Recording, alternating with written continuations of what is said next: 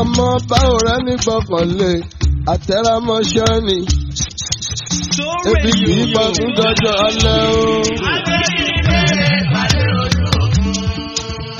Ebi kì í pa fún dọ́jọ́. Mo dúró mo ríre, mo bẹ̀rẹ̀ mo ríre.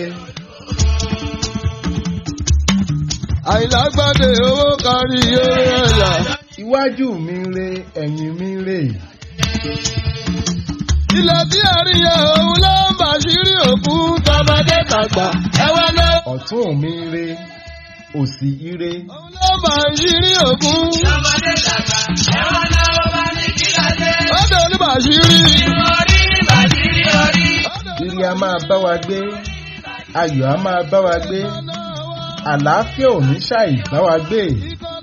Àbí wọ́n ní bádìẹ bá fẹsẹ̀ tanlẹ̀, ire ló ń wá. Bẹ́lẹ́dẹ̀ gan bá fi mú túlẹ̀, ire lòun náà ń wà. Ọdún tó nìyẹn máa mú wá. Ibi tá a bá kọjú sí ọ̀nà àsìlà, torí ọ̀gangan ọ̀nà báyìí lálákè sọ. Igi télégbèdé bá sì fọwọ́ bà, dídún ló ń dún. Iwájú làá mọ̀ ọ́ lọ, a ò ní rẹ̀yìn. Torí ọ̀gbàrá ò ní ṣàn kó bojú wẹ̀yìn. Gọgọgọ báyìí lọ́wọ́ yọ ọ́ jorí lọ. Òkè òkè báyìí lẹ mú sí. Òkè làá mọ̀ lọ, a ò ní wálẹ̀ láṣẹ Ọlọ́run ọba. Agbá ló ní ẹ̀mú tèmi gbọ́. Ewé gbogbo. Ewé ewúro. Lóní kí ẹ̀mú tèmi o. Ewé ewúro. Àjíǹde ara máa jẹ́ wà. Píríbà ìlólogó jí àìbókùn ẹyẹ lórí ìtẹ́. Òjòjò ò ní ṣògùn kó má lè rọrin, òjòjò ò ní ṣòwò kó má lè nájà. Kókókó báyìí lára ọ̀tá le. Gbọ́in gbọ́in ní tòkì, òkè gbọ́in gbọ́in. Ẹni robi sí wa, ibi ajẹ́ tirẹ̀. Nítorí ọwọ́ tó gẹ̀dẹ̀ bá gbé, ara rẹ̀ ní fi nà. Òpó tá a bá sì sọ mọ́pẹ́ lọ̀pẹ́ sọ ọ́ padà. A ò ní kúkú kankan. Àfìyè ikú wa àfọ̀lá àfọ̀lá. Torí tágbọ̀nrín bá sín, ọjọ́ okú rẹ̀ á sì yẹ̀. Ibi nílé ọ̀tá, ibi nílé olódì, ibi nílé aṣebi. Wá fàyà ẹ̀kọ́ bí jàpá bá jù wá fàyà ẹ̀kọ́. Máa gbẹ̀yìn làgbá lèdì ń dún. Májẹ̀gùn ọ̀tá máa rẹ̀yìn òdì. Bíkú bá ń pa wọ́n lẹ́wọ̀rọ̀. Mo gbàgbọ́ wípé ẹ̀yin èèyàn wa tí ẹ̀ ń gbọ́ wa nílé ẹ ti tẹ́wọ́ àdúrà ẹ sì ti ṣàmì sí gbogbo àdúrà tá a ṣe tá a fi ń wọlé yìí. Àbí àdúrà ní ń gba agbára kọ́. Gbogbo èyí tá a ti wá ṣe lónìí àrọ̀ mọ́ láṣẹ Ọlọ́run ọba. Ẹ káàbọ̀ sórí ètò yín, ètò wa Soul on the Air. Orí Soul Radio náà la wà, ibẹ̀ láti ń dábí ọjọ́ tá à ń rọ̀ bí òwe. Ibẹ̀ náà lọ́lọ́run ọba ti ní pé ká máa gbóhùn sáfẹ́fẹ́. Tẹ́yìn tẹ́ ń gbọ́ wa lé náà sì ń láǹfààní àti máa gbọ́ wa.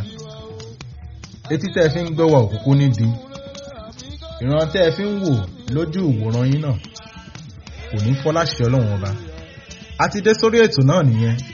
Ezekiel Ọ̀núnáyán òun ló wà nídìí ẹ̀ tó ń mojú ẹ̀rọ. Anthony Jimoh ó wà lẹ́gbẹ̀ẹ́ pẹ́típẹ́tí. Àbí o.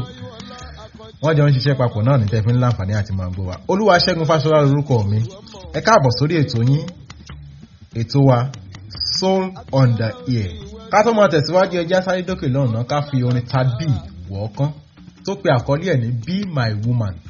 Ká tó máa tẹ̀síwájú, mò ń padà bọ̀.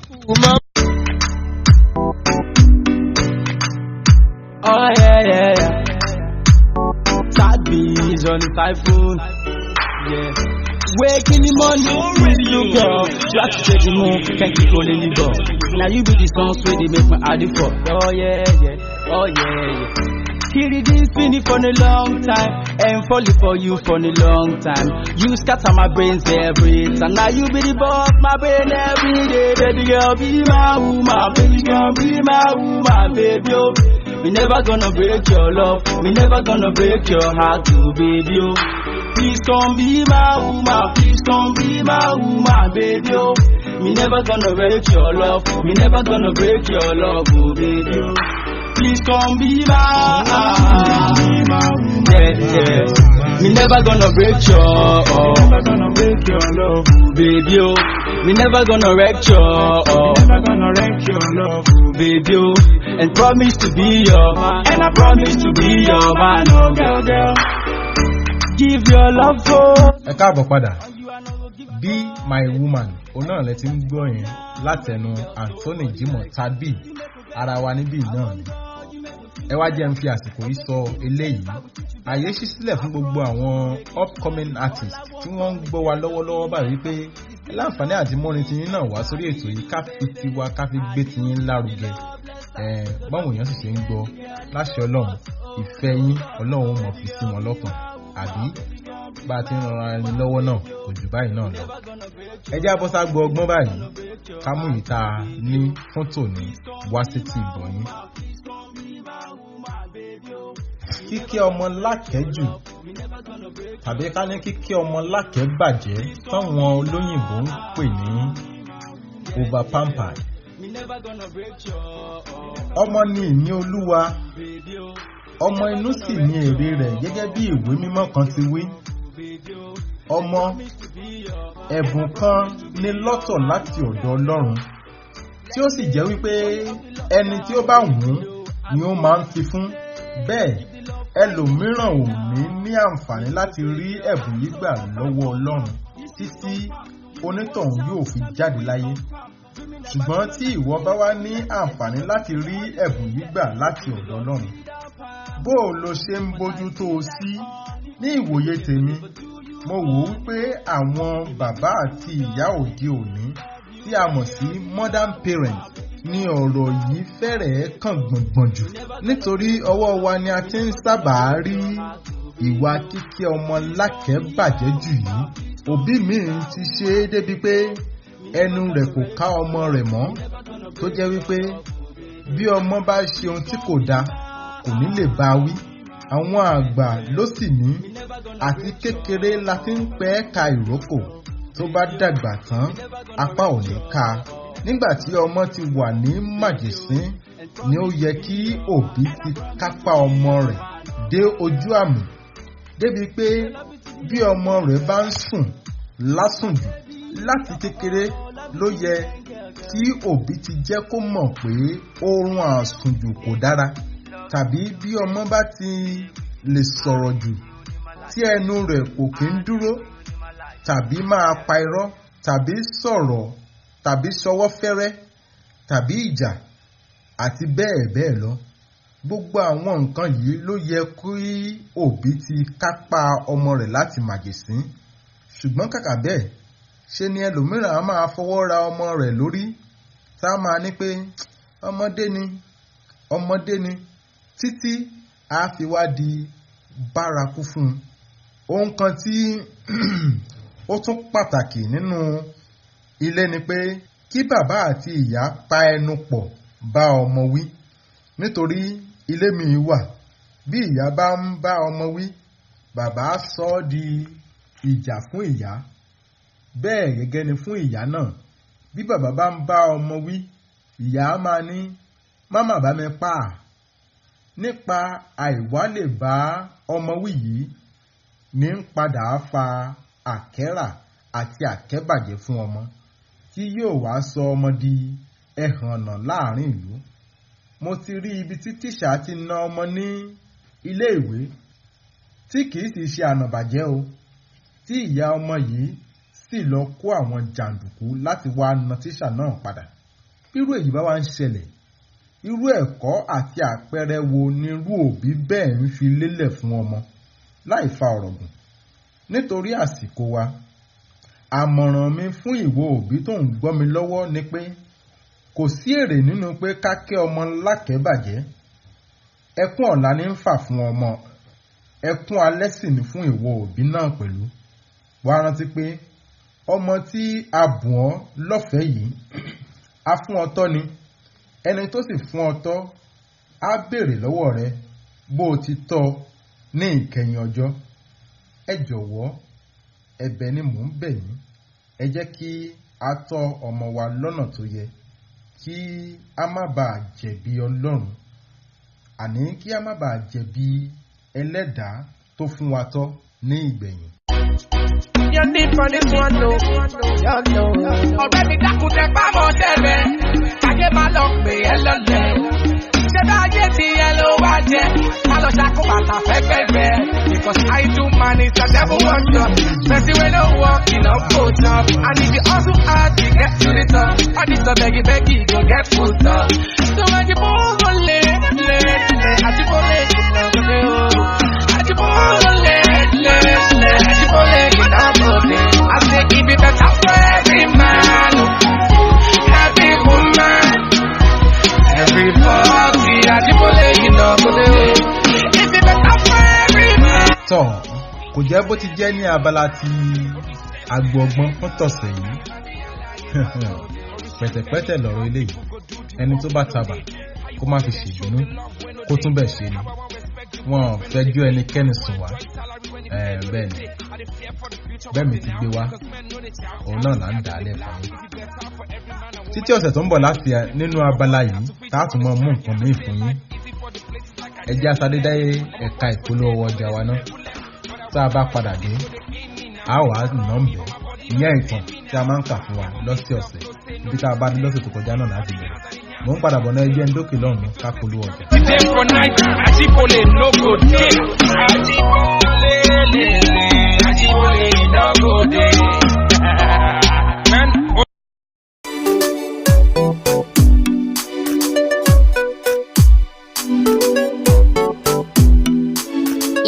On the beat. Take your music to the next level. eSharp gives you the best tune suitable for your lyrics. You can get the best from us with an affordable price. For your beat and music production, you can contact us on 0022447855. Once again, 0022447855. eSharp from the Beat Palace.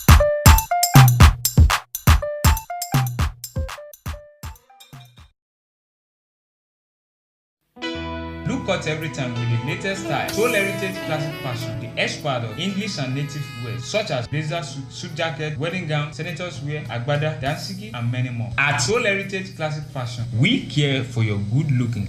Soul Heritage Classic Fashion. Dress well. Address well. Soul Radio. That's how we roll. That's how we roll.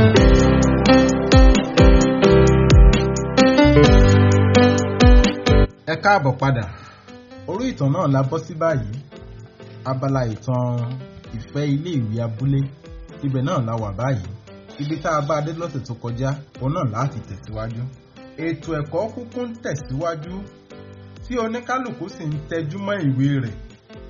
Bẹ́ẹ̀, àwọn prífẹ̀tì kọ̀ọ̀kan tí wọ́n fi jẹ náà ń bójútó ibi tí wọ́n fi wọ́n sí.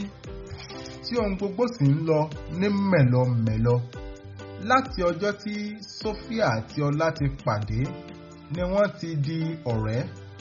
Bó tilẹ̀ jẹ́ wípé department ìyẹn ìsọ̀rí ẹ̀kọ́ ọ̀tọ̀ọ̀tọ̀ ni wọ́n wà.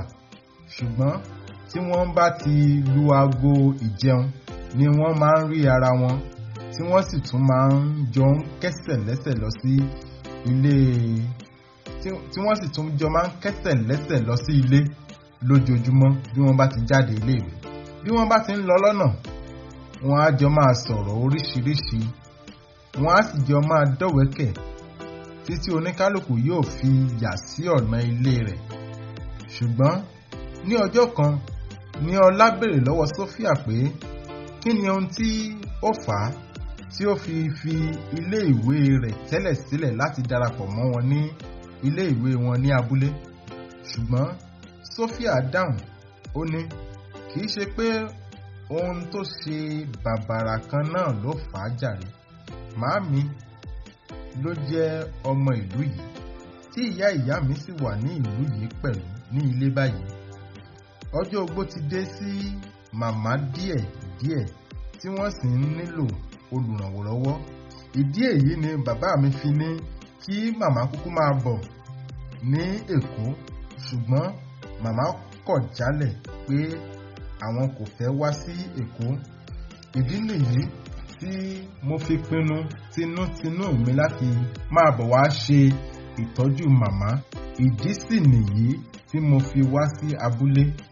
bó tilẹ̀ jẹ́ wípé bàbá mi kò fẹ́ kí n wá pé kàkà kí n wá sí abúlé kí àwọn kúkú gba ọmọ ọ̀dọ̀ tí yóò máa ṣe ìtọ́jú màmá fún wọn, ṣùgbọ́n mo mọ̀ pé ojú olójú kò lè jọ ojú ẹni, torí rẹ̀ ni mo ṣe tún kọ̀, mo sì tún rọ̀ wọ́n wípé kí wọ́n ṣáà gbà mí láàyè láti máa bọ̀ wá láti wá máa ṣe ìtọ́jú màmá lábúlé.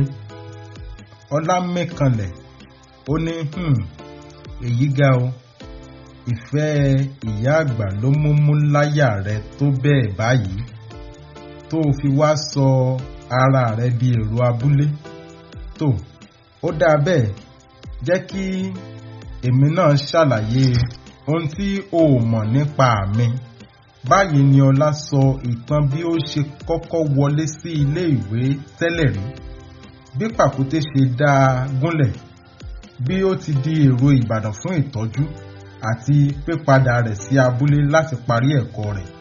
Bí Ọlá ti gúnlẹ̀ ọ̀rọ̀ rẹ̀ tí ó wo ojú Sophia, ó rí i pé ọ̀rọ̀ yìí wọ̀ ọ́ lára gidigidi gan ni, tí ó sì sáré fi ọ̀rọ̀ àwàdà kan gbá a kúrò lójú rẹ̀. Sophia ní ó lágbára o, ojú rẹ̀ ti rí tó o. Ọlá dáhùn ó ní bẹ́ẹ̀ ni, ṣùgbọ́n a dúpẹ́ fọ́lọ́run, báyìí ni oníkálùkù gba ọ̀nà ilé rẹ̀ lọ.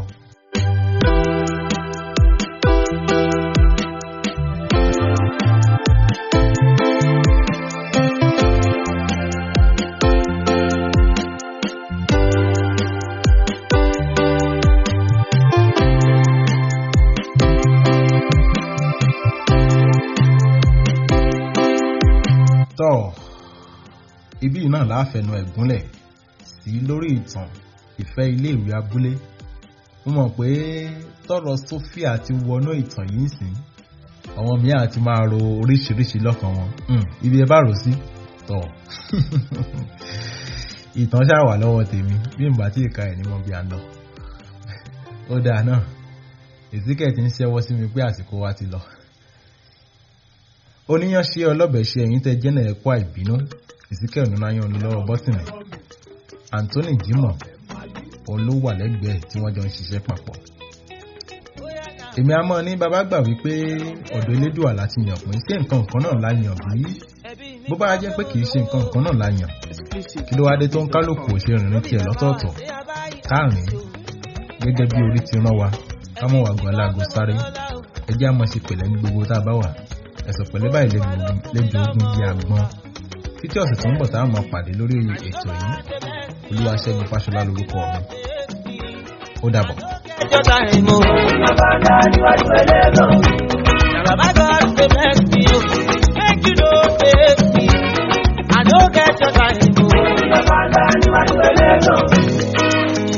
Ó na na na na, ó ga jù ayé lọ o, ẹ ò lè rí